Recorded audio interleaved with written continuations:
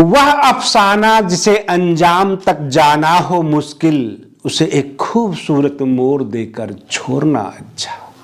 जी हां दोस्तों, मैं आरडी भारती और आप देख रहे हैं बिहारी सुल्तान। इंडिया गठबंधन के वह कौन कौन से नेता हैं जो भाजपा को 2024 में लोकसभा चुनाव में जिताना चाहते हैं। बिल्कुल एक्सक्लूसिव रिपोर्ट लाया हूं। बहन मायावती जी को इंडिया गठबंधन से दूर रखने की वजह क्या है और पिछले 24 घंटे में क्या क्या घटनाक्रम हो रही है। हो सकता है यह अफवाह हो, लेकिन बिहार के मुख्यमंत्री नीतीश कुमार नहीं चाहते कि भाजपा चुनाव हारे। भाजपा अगर बिहार में मजबूत रहेगी तो नीतीश कुमार जी को खेलने में मजा आएगा, कभी इधर कभी उधर।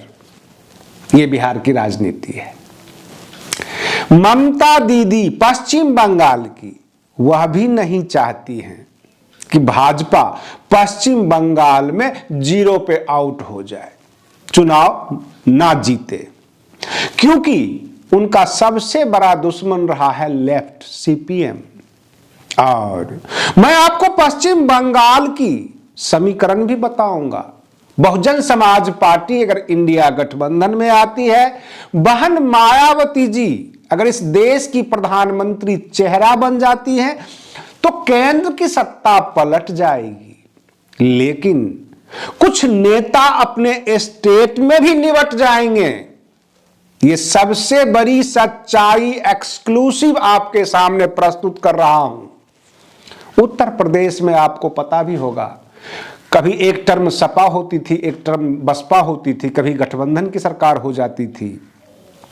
और जब से भाजपा आई है, बस एक ही राजनीति, वह भाजपा के तरफ से भी और विपक्ष के तरफ से भी। विकास की राजनीति नहीं है, डर की राजनीति। डर दिखा दिखाकर वोट मांगना आम जनता से। भाजपा भी डर दिखाती है इस देश के जनता को, मुसलमानों का डर दिखाती है। कई नेता हैं भाजपा में, विकास की चर्चा कीजिए, किसी प्रकार के क्षेत्र में किसी उद्योग की चर्चा कीजिए, वो घुमा फिरा कर आपको पाकिस्तान ले जाएंगे, मुसलमानों के ऊपर लाकर डाल देंगे। एक कम्युनिटी को टारगेट करके भाजपा अपने पूरे इलेक्शन को मैनेज करती है। और विपक्ष के भी कुछ नेता ऐसे ही हैं। जैसे कि मैंने आपको बताया कि नीतीश कुमार जी के लिए समस्या हो जाएगी। अगर भाजपा फतह हो गई तो फिर तो लड़ाई आरजेडी और जदयू में रह जाएगी, बाकी दल में सब उभर कर आ जाएंगे, तो वहां दिक्कत होगा। अभी क्या है, 2 फ्रंट है, एक भाजपा का है, एक आरजेडी का है, और बीच में नीतीश कुमार जी की जब इच्छा हुई कभी इधर शपथ ग्रहण करते हैं, कभी उधर शपथ ग्रहण करते हैं। ममता दीदी की समस्या यह है कि पश्चिम बंगाल में अल्पसंख्यक और भद्र लोग समाज है जो काली की पूजा करते हैं, और बहन मायावती जी अगर आ जाती हैं तो पश्चिम बंगाल का नमो शूद्रो, जेल, राजवंशी, ये तमाम जो जातियां हैं ये लामबंद हो जाएगी। और बसपा की ताकत अगर उभर गई पश्चिम बंगाल में तो ममता दीदी को बड़ी समस्या होगी, क्योंकि जो नमो शूद्रो कम्युनिटी है, जो जेल और राजवंशी, ये सीपीएम के समर्थक हैं, ज्यादातर सीपीएम में है। और बसपा उभर कर आ गई तो ममता दीदी के लिए एक और नया दुश्मन खड़ा हो जाएगा। फिर पश्चिम बंगाल की राजनीति वो कैसे कर पाएंगे।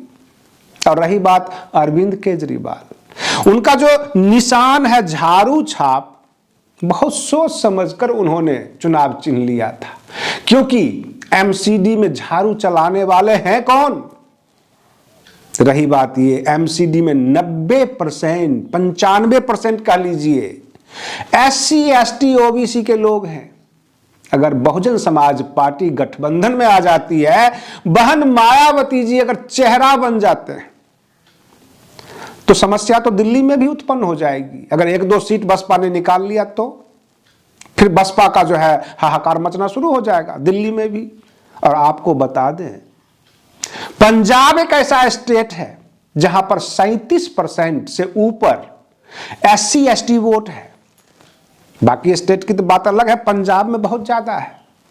अगर बसपा गठबंधन में आ गई, इंडिया गठबंधन में, तो कांग्रेस का भी कुछ कट होगा, आम आदमी पार्टी की सत्ता है वहां भी कट पिस लग जाएगी, बहुत सारी समस्याएं होगी।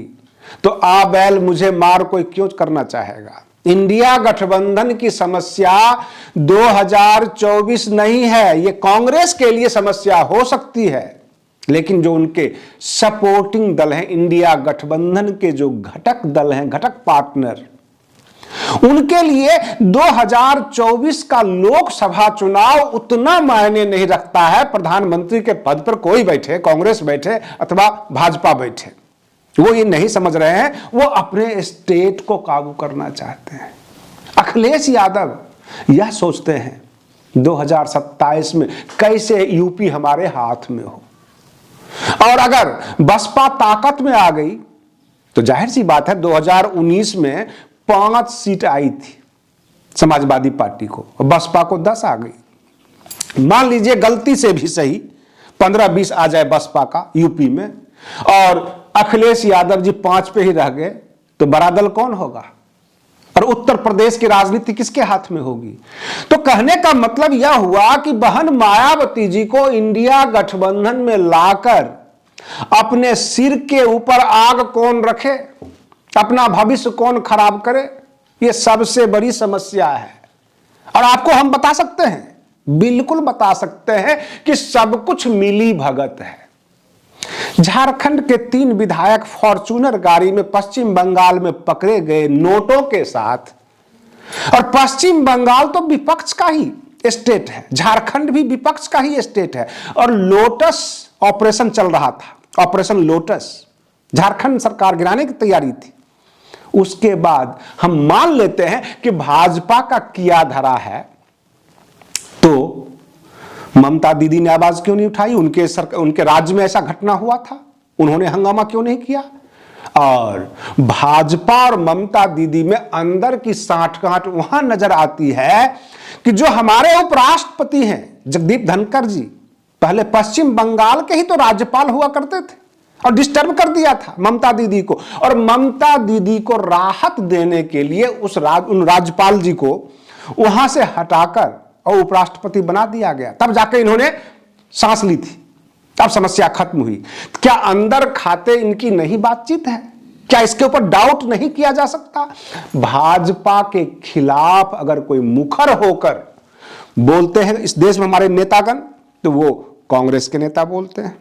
बहन मायावती जी बिल्कुल जनता के लिए बात करती हैं, भाजपा के खिलाफ बोलती हैं। यह और बात है कि बहन मायावती जी एक वरिष्ठ लीडर हैं, जो उनकी बातचीत होती है, जो प्रेस नोट होता है, वो बैलेंस होता है, सभ्यता से भरा हुआ होता है, जिन्हें ये लोग कहते हैं ये बी टीम है। जब ये असभ्यता पे उतर जाए, उल्टी सीधी आवाज दे, तब ये समझेंगे कि इन्होंने भी अब जो है विरोध करना शुरू कर दिया। बहन मायावती जी एक वरिष्ठ लीडर है, यह हमें समझना चाहिए। तो जब भी बात करेंगी जनता के लिए, जनता के हित के लिए, लेकिन जब वो इंडिया गठबंधन का चेहरा बनेंगी तो पश्चिम बंगाल का नमो शूद्रो, जेल राजवंशी सब यूनाइट हो जाएंगे। पश्चिम बंगाल में बसपा का सीट निकलना शुरू हो जाएगा, उधर यूपी में भी हालत खराब होने शुरू हो जाएंगे, बसपा ही बसपा नजर आएगा। दिल्ली में भी जो है दिल्ली का झंडा नीला होना शुरू हो जाएगा। यही सबसे बड़ी समस्या है। कहने का तात्पर्य है कि किसी शुगर पेशेंट को डॉक्टर से दूर कर दिया जाए, उसको मीठा खाने पीने की बिल्कुल खुली छूट दे दी जाए, तो आप क्या समझेंगे, वो जिंदा रखना चाहता है या मारना चाहता है।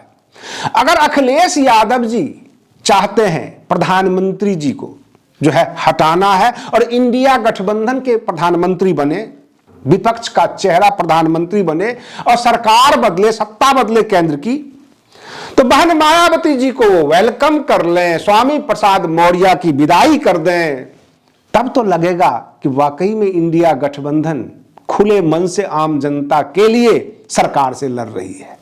लेकिन हमने एक इंडिया गठबंधन बनाया और उसके बाद जो है एक बड़ा 80% तबका जो है उसके ऊपर जो है धार्मिक कटाक्ष करना शुरू कर दिए, ताकि सभी के सभी भाजपा को वोट दे दे। जो भाजपा का वोट काट सकता है उसको अपने गठबंधन से दूर रख ले।